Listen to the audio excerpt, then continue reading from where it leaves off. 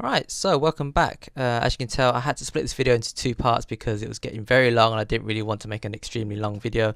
So this is following on from part 1, and today I'm going to be continuing with my coverage of patch notes 1.06 for Mass Effect Andromeda multiplayer.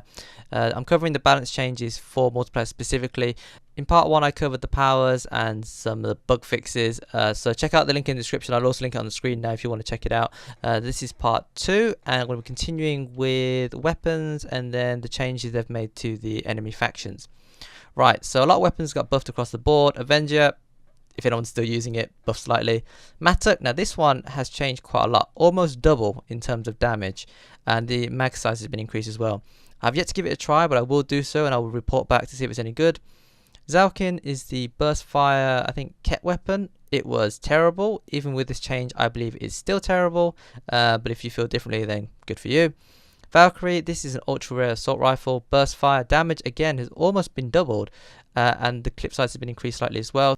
I don't have one of these yet. I didn't really like it in ME3, but with this sort of power increase, if you've got one and you didn't like it before, I'd give it a try and then report back and let me know what you think of it now, because that's a pretty decent increase in damage. Up next is the Soned, or as I call it, the So-Bad. Damage has been increased, as you can see there. Max damage is now 81 versus 60, so it's a pretty decent jump. They've halved the time it takes for the charge to kick in, so it's got a bit of a spin up time, but now it's decreased. Something to note, I think, because obviously the Anointed also use this weapon as well, the Ket enemy faction, and I think this also increases his charge up time, so he starts firing a lot quicker than he did before. In my opinion, that's what I think from what I've experienced, but also it benefits you as well. It's still very hard to hit things out at point blank range with this weapon, but if an enemy does happen to wander across your line of fire, or if you rush them head first and you spray them in the face, they do go down quite quickly. And I was using this on the Turian soldier with turbocharge, and it can melt enemies if they're standing close enough for you to hit them, and if you hit them in the weak spot as well. Accuracy, I'm a bit dubious about the wording of this. I don't know if it means they've increased the accuracy or if they've made it worse when firing in the open. I can't make heads or tails of what they're trying to say here, but firing from cover apparently is improved now, so that's good. The Paw, which is I guess the knockoff particle rifle from ME3, damage has been increased slightly. I don't have one, so I can't say if it's any good. Halberd has also had a damage increase, but unlike the Matic, it's got a slow rate of fire, so I don't think even with this increase in damage, it does nearly enough DPS or decrease the time to kill on enemies to justify using it. But I'll give it another shot, and I'll of course report back in due course. Carnifex, haven't really used it, but that's quite a decent increase in damage as well. That's like an extra 100 across the board. Hornet, this is almost doubled. Apparently it's a very good SMG. Well, okay, very good might be a bit of a stretch, but it's definitely one to try out. If you tried it before and didn't like it, try it again. It's got a bit of a spray on it, but for that sort of damage, and if you just aim at the body and work, and obviously the spray takes it up to the headshot, not too bad. Sidewinder, very marginally increase in damage. I didn't really like this weapon because it was quite weak, so I don't think this will bring me back to using it, but I might give it another try, who knows. Wasn't expecting a Hurricane buff, but they were buffing pretty much all the pistols, so I guess why not. I don't have one yet. I do want to get one, and it's probably going to be even more beast than it was before. Again, I'm only assuming that it's going to be similar to ME3, and in ME3 it was a very good SMG. Eagle, damage has been increased. I didn't mind the Eagle in ME3, but I don't have one in MEA, so it's, I can't say whether this is good or not, but increased accuracy and increased damage, who says no to that? The Roserad, which is that funny looking SMG, damage has been increased, rate of fire has been increased, accuracy has been increased. I mean, I've heard it was a very subpar weapon, but I think this might change some people's opinions. Again, I don't have one, so I can't say. The Ushua has almost doubled in damage as well, which is insane, and the clip size has changed from 1 to 2. Ammo count has gone up, and it's reduced in weight as well. People have been saying that this is now basically a pocket sniper rifle, which I can sort of see from this sort of stats, and because of the weight as well, you can basically bring it on every single kit as a backup weapon for long range. Say if you're carrying a shotgun or something, I normally bring the Raptor as a backup, but if I have one of these, why not? I don't really understand this change here for the Charger. Accuracy slightly reduced, because it was laser before, wasn't it? So I don't really understand that. People have said that the reason why they've done this is because people were using it at long range as well as short to medium range. Have you tried shooting anything cross map with a Charger? It doesn't work that well. So yeah, basically CQC only now with that change. Moving on to shotguns, again, pretty much damage increase across the board. Katana, if anyone's still using it. Piranha, I'd love to have one, but I don't. But again, surprised that this got increased, but can't argue. So Disciple got increased marginally. Big surprise with the Ruzad, almost doubling damage. This was terrible when I tried it out, but this is almost double damage now, so I might have to give it another crack. Crusader, again, almost double damage as well. Doesn't operate the same way as it does in ME3, in that the slug isn't pinpoint accurate. It sort of has, I think it has sway, or it can go off course or something. But maybe that'll get fixed in the future as well. And they've added bullet trails. I guess to follow where the slug went last time. But if it's not hitting in the same part every single time, then what's the point? Hesh, I compare this to the Piranha in that it's a semi-automatic version rather than a fully automatic version. And also something else to note as well. Apparently they have fixed the issue with the shotgun mod not working, the smart choke. So put those back onto your shotguns, test them out, see what you think. Hesh, I think it's actually quite a good shotgun. As I said, it's like a semi-automatic version of a Piranha. Put a smart choke on it, I reckon you can do some decent damage. Scattershot has promise. I'll give it another try with the smart choke and I'll report back, but increasing damage probably isn't enough to draw me away from using the Hesh. The Dan, which is an ultra rare shotgun, I mean the damage increase is quite substantial on that, and again the mag size has increased as well. This is a hard hitting ultra rare shotgun. I don't have one, but apparently it does work now. Venom, damage has been increased. Again, I don't know if this is going to draw me back to using it, but I don't know, I'll give it another try. Moving on to the sniper rifles. Vanquisher, nerf, no surprises there. I mean, it's not a huge nerf, but it does make the weapon a little bit less effective than what it was. But a lot of other weapons have been buffed across the board, so hopefully we find a replacement to use instead of having to rely on that one weapon every single time. Shadow, the damage is almost doubled again, and some people are starting to compare this to the collect rifle from ME3. It's not quite as potent, but it is laser and it's got a decent headshot multiplier. So if you're a good shot with the sniper rifle and you can deal with the small clip size, you can melt targets. So give it another try. I'm definitely looking forward to giving it another whirl and seeing if it does any damage. Valiant, damage has been increased, which is good, and also spare ammo as well. Naladin, heavy hitting, again, ultra rare sniper rifle, decent damage, but I haven't got one, so I can't test it out. Nothing on the Black Widow, which is a bit of a surprise. I figured that because they nerfed the Vanquisher, there was no need to buff the Black Widow, but maybe they'll buff the Black Widow in the future anyway. Alright, so moving on to enemy factions. So we're starting off with the Ket. The Ket have actually been adjusted quite a lot in this patch. So the Wraith, which are the dogs, health reduced by 20%, Chosen 5%. That's better than nothing, I suppose. But you can one-hit those with Bionic Explosions now, so that's good. Anointed, shields reduced by 50% almost. Destined, over 50%. Destined to the guys with the shotguns and the ability to cloak themselves and allies. Very annoying to deal with. These two units are now very easy to take out because you can strip away the shields and then hit them with an explosion or whatever. And because they're on a health bar, they'll stagger or be stunned or whatever, and then you can just finish them off with gunfire if necessary, which is good. Fiends, as I said at the start of, well, I guess the other video now, don't sync kill as often as they used to on higher difficulties. They still attack, but they don't sync kill you, so they'll put you on the floor, but they won't eat you, so you can get revived or self-revive or whatever.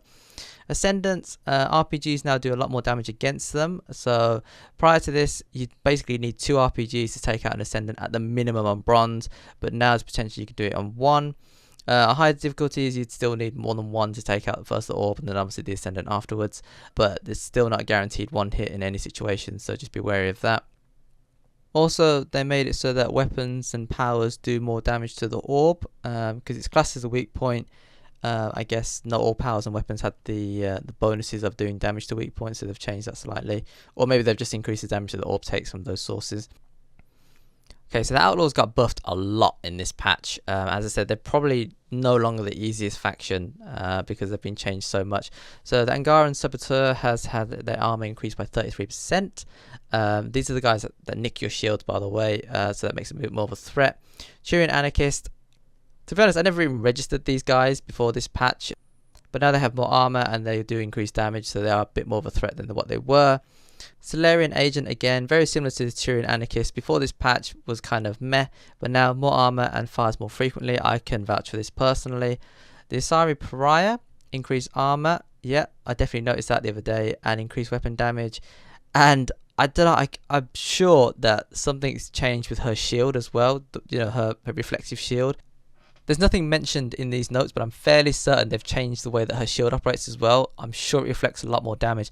And again, this could be tied into the fact that we also reflect more damage. So the changes that we have applied to us may also have applied to her as well. To give you two examples of why I think this is the case, yesterday when I was playing against her, again, this was in that laggy lobby that I said, but I managed to flatline myself, and I don't think I've ever done that against a pariah, at least. No, wait, I did it once with a grenade because I didn't realise that she had put the shield up and I threw the grenade out, and obviously it backfired on me. That was the only time I flatlined myself, but yesterday using the Asari Adept, I managed to flatline myself. Again, probably because I was using the Asari Adept.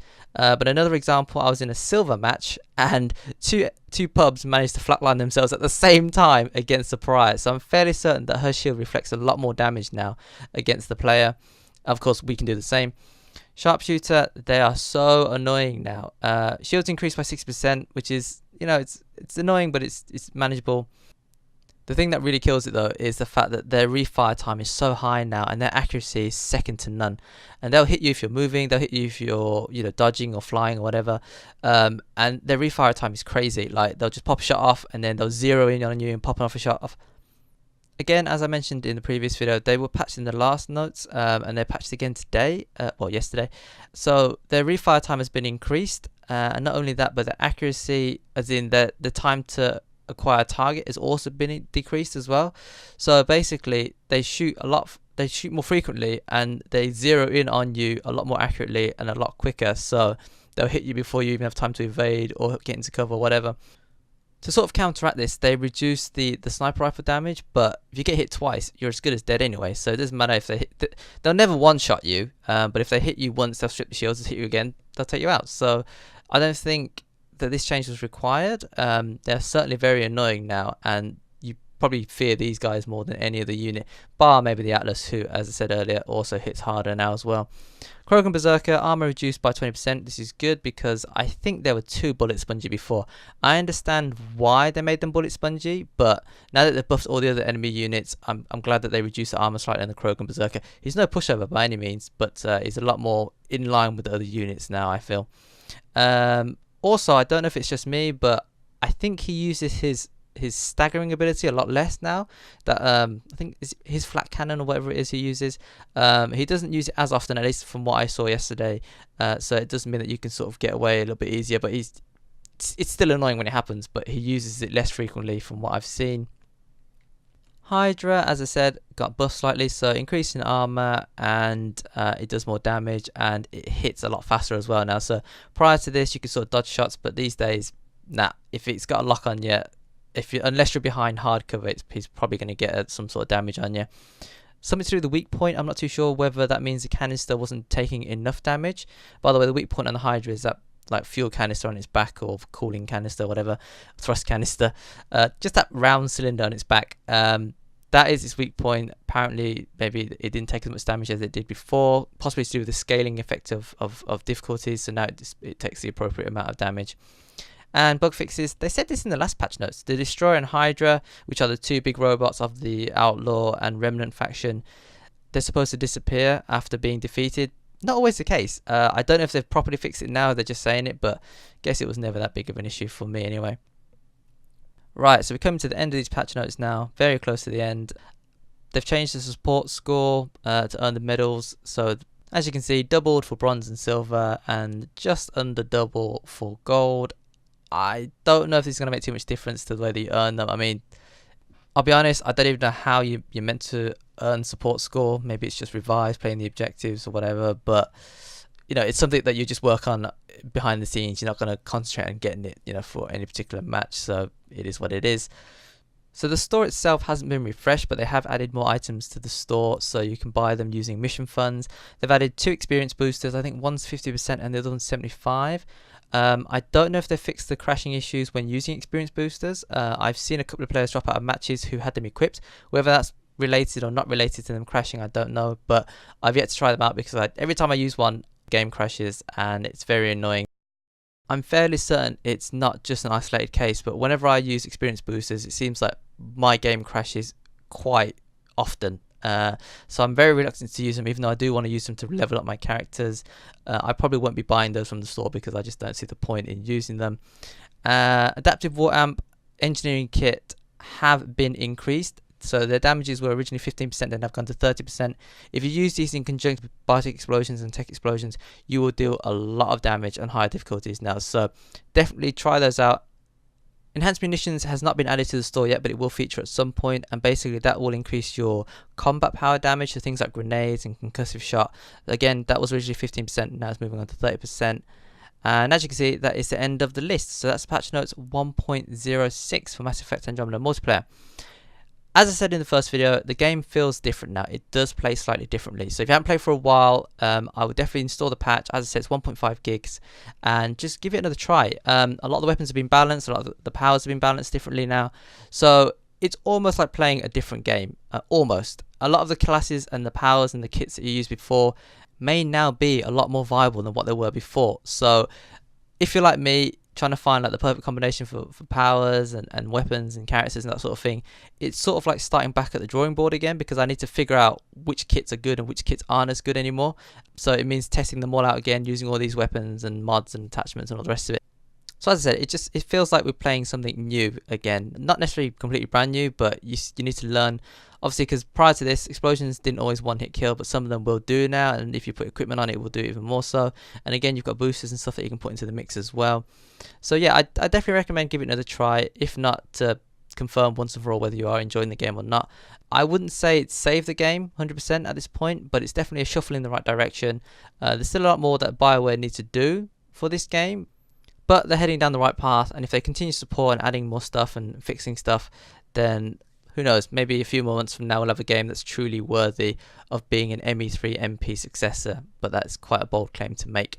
Yeah, so I think that's everything to talk about in this video. I can't remember if I mentioned it or not, but alongside this patch they have added one new character, the Turian Agent, and they've also added one new weapon, the X5 Ghost, which is an assault rifle. I don't have either of those characters yet, so I can't talk too much about them, but I do know that the Turian Agent is an infiltrator, so he has a cloak. He has, I think, the flamethrower, and oh, he has the wall hack. Yes, how could I forget to mention that? He has the Geth wall hack, but it's no longer on a permanent basis. It's based on a cooldown timer, so you can wall hack, but it's on a timer, so you can't run around indefinitely without having to worry about it whatsoever. The X5 assault rifle, as I said, I don't have it, but apparently I've heard it's quite accurate and a bit like a weak version of a Cerberus Harrier. That's what I've heard. Don't quote me on that, but that's what I've heard. So it might be worth trying out. I'll let you know obviously if I get it, and I'll test it out and I'll give you a review. Both of those cards are classified as rare, so rare character and the one new rare weapon.